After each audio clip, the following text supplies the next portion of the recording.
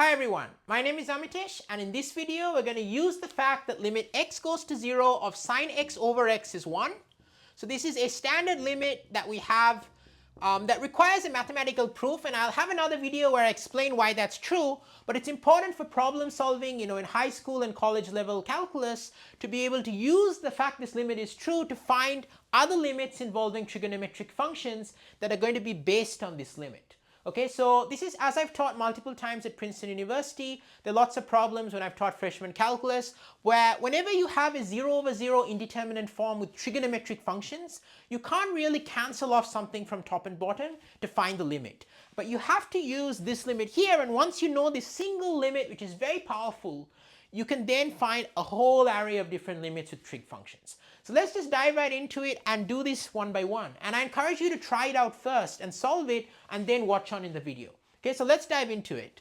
So the very first limit is limit x goes to 0 of sine 2x over x. Okay, so I'm going to now put this on this side of the board. So the basic idea is always the first thing to check is it a 0 over 0 limit? No, just plug in. Be very careful just to plug in, because sometimes you can just plug in, and also plugging in helps you to understand the strategy. Okay, so the first thing is, well, okay, when x is 0, you got sine of 2 times 0, which is sine of 0, which is just 0. So, and when x is 0, the denominator is 0. So it is going to be a 0 over 0 limit. It's a 0 over 0 indeterminate form. Now when you see that and you see a sine, you really think, okay, the sine x over x is going to come into this. So let's talk about how it's going to come into it. Well, the first thing is to think about how this limit differs from sine x over x. Okay, so this is the thought process. We've got sine 2x over x. Now, if only there was a 2x on the bottom, right, then it would be sine something over something. And that something is going to 0. So then we know it's going to be 1. That is a strategy we have to keep in mind. So if only there was a 2x on the bottom, well, there isn't a 2x on the bottom, but we do know that if we can do a trick, which is often common in limits, is multiply something on top and bottom and try to change the bottom or the top as we like. So here what we can do is we can just introduce a 2 here, but then you have to multiply the whole thing by 2. Because if you introduce a 2 on the bottom, you're changing what you're finding the limit of, unless you introduce a 2 at the top as well, and then you're just multiplying by 1, which is not changing the expression.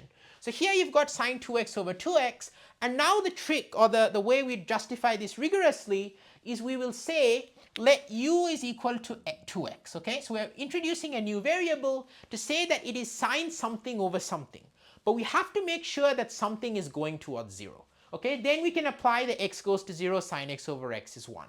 So we've got u equals 2x. We know that as x goes to 0, u also goes to 0, because 2 times something going to 0 will also go to 0. So now therefore we know that this is equal to the limit as x goes to 0 of sine u over u times 2. And of course you can take out the 2. Okay, when you have limits, limit of 2 times something is 2 times the limit of that thing. Okay, so I've got limit of, sorry, this should not be x goes to 0. So that's actually the other thing to just be careful. It should just be u goes to 0. Okay, and now we've got limit u goes to 0 of sine u over u, and we know that's equal to 1. So we've got 2 times 1, which is equal to 2, and that's going to be the answer for that limit over here, that sine 2x over x is going to equal to 2. Now, there's another way of doing it if you know the double angle formula. Okay, so if you know that sine 2x is 2 sine x cosine x, you can actually also solve it that way, and you can literally get a sine x over x times 2 cosine x, and cosine of 0 is 1. So I'm just saying this verbally. So then you're going to get the sine x over x is going to 1, and you've got the 2. And so you're then going to get the same value of 2. So if you did it that way, that's perfectly fine. The only thing I will mention is that this method here applies even if we had a 7x or a 10x, where in that case there wouldn't be such a nice formula for sine of 10x, but we could still apply the method to find the limit. And in fact, we will see that in question number 2. So let's get into question number 2. We've again got now a tan, okay? But it's still mathematically, it's always important to think that you are close to the solution. It's true in life as well. Always believe that you just need to make one step forward to see where to go and just get closer. And whenever I see a tan, if you have a trigonometric limit like this, it doesn't matter if it's a sine or a tan, you just do the same process. Just keep to your processes. You want to plug in x equals 0 and see what happens, as always. So you plug in x equals 0, well, we're going to get 5x is going to go to 0, and tan of 0, tan of 3 times x is going to be tan of 3 times 0. Now tan is always sine over cosine, remember that. So tan x is equal to sine x over cosine x. So we know that tan of 0 is 0 because sine of 0 is 0, okay? And cosine 0 is 1, but you've got 0 over something, so that's 0. So it's a 0 over 0 limit. Now as soon as you see 0 over 0, you've got a trig function, and trig functions can be generally converted in terms of sine. You know, tan is sine over cosine. So let's do that and then see how we can get into this limit that we know for sure is true to find the second limit there. Okay, so let's get into that. So limit x goes to 0 of 5x over tan of 3x, okay? So this is going to equal to limit x goes to 0 of 5x over sine of 3x divided by cosine of 3x. But now we know how fractions operate. You know, the cosine 3x is going to go on top. So it's going to be limit x goes to 0 of 5x times cosine 3x divided by sine of 3x. Okay, so now we are at is a question mark. You know, we are at a point where we want to use the sine x over x is 1, but we don't quite have the sine x over x here. But again, we get inspired by our previous example where we had the sine 2x over x. We just need to look at what's in the argument of sine, which in this case is 3x, and create a 3x. Now, instead of on the bottom in the previous example, on the top this time. Okay, so an important point to note is limit x goes to 0 of sine x over x is 1. Well, it's also the case that limit x goes to 0 of x over sine x is 1. Okay, it's just the reciprocal of the limit. So limit x goes to 0 of x over sine x is also equal to 1, because it's just going to be limit x goes to 0 of 1 over sine x over x. And because the denominator is going to 1, 1 over that is also going to go to 1. Okay, so that's going to equal to 1 over 1, which is just 1. So it doesn't matter if x or sine x is on top and bottom, same idea. So now we've got the sine 3x, we haven't got a 3 on the top. How do we create a 3 on the top? Well, what we can do is we can multiply the top and bottom by 3. Okay, so let's do that. So here we're going to get limit x goes to 0. I'll take out the 5. Okay, I'll take out the 5 and it's a constant. So I've got 5 times limit x goes to 0 of 3x cosine 3x divided by 3 times sine of 3x. So you see, I've just literally multiplied top and bottom by 3 and taken out the 5, okay?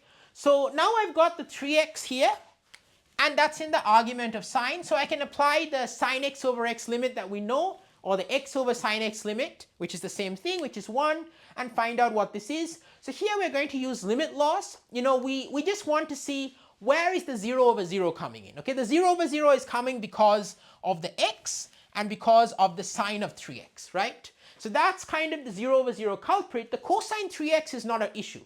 Cosine of 3x, always plug in every expression to see where the issues come in. Cosine of 0 is 1. So it's fine to kind of isolate off the cosine 3x. So here what we can do is we can write this as 5 times limit x goes to 0. So I can put the 1/3 out. Okay, so the 3 on the bottom, I can take it out of the limit because it's a constant. So it's going to be 5/3 times limit x goes to 0 of 3x over sine of 3x times limit x goes to 0 of cosine 3x. And now we can just plug in everything. Okay, so I just isolated the 0 over 0 part. We know that this part is going to be 1, right? We know this is going to be 1 because it is sine u over u. It's the same principle. Set u equals 3x. As x goes to 0, u goes to 0. Always have to make sure of that. You know, whatever is in the argument of sine should also go to 0. Okay, then only you can apply the sine x over x law. So here it's going to be 1. And then the cosine 3x is also going to go to 1, right? Because cosine of 0 is 1. So we're just going to be left with the 5/3, which is going to be the value. So I'm just going to now write that out. So this is going to equal to 5/3. Okay, so here we're going to have 5/3. That's going to be equal to the limit. So it's pretty cool, right? I mean, it's pretty cool that we could get something that looked a lot more complicated than sine x over x. We could get it from there. And that's what mathematical thinking is. You know, it's about once you understand the basic principles, it takes you very far. It allows you to solve a lot of different problems. So you should always be confident, just master the basics and you can keep going with it and get very far, with just the basics. So it's true in life too. But let's kind of now, we've dealt with these limits, let me erase all of this and now there are a whole array of problems you can do with sine x over x limits. But let me now get into the problem 3 here, and maybe I'll split this up into another video, where once I do it, I'll put the link down in the description and it'll be on my channel, but where we do more difficult limits like this. But let's get into the last one, which is number 3.